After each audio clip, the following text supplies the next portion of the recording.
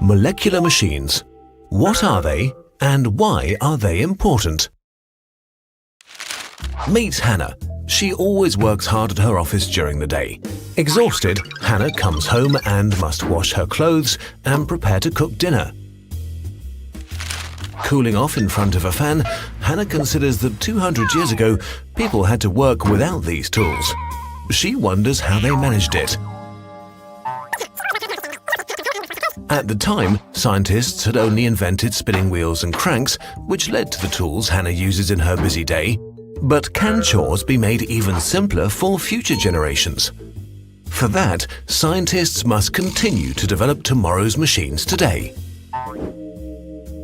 When reading about this year's Nobel Prize winners in chemistry, Hannah discovers that scientists Jean-Pierre Sauvage, Sir J. Fraser Stoddart, and Bernard L. Fehringer have taken machines to an entirely new level, the molecular level.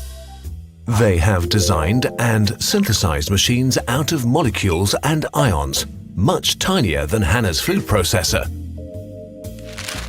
How is it possible to make these machines? Jean-Pierre Sauvage began the development using minuscule molecules to create interlocking parts that can be moved in relation to each other. He used a copper ion to stick together crescent and ring-shaped molecules. Repeating this process, he created a chain of molecules, taking his first step towards a machine with a chain in which one ring rotates around the other. Fraser Stoddart later built an open ring with no electrons and an electrically charged axle. The ring was attracted to the electrons and threaded itself onto the axle. With the ring closed, it jumped between the electron-rich areas of the axle like a tiny ferry. Stoddart has also designed a tiny lift, a muscle, and a super tiny computer chip. Taking it a step further, Fehringer produced the first molecular motor in which a rotor blade spun 180 degrees repeatedly with each UV light pulse.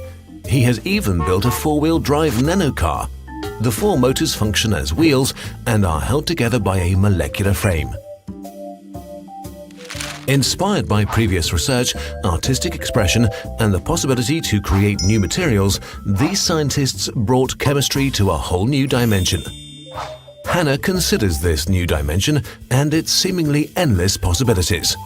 Already, other researchers have found ways to store energy with molecular motors or even create a molecular robot that can grasp protein building blocks.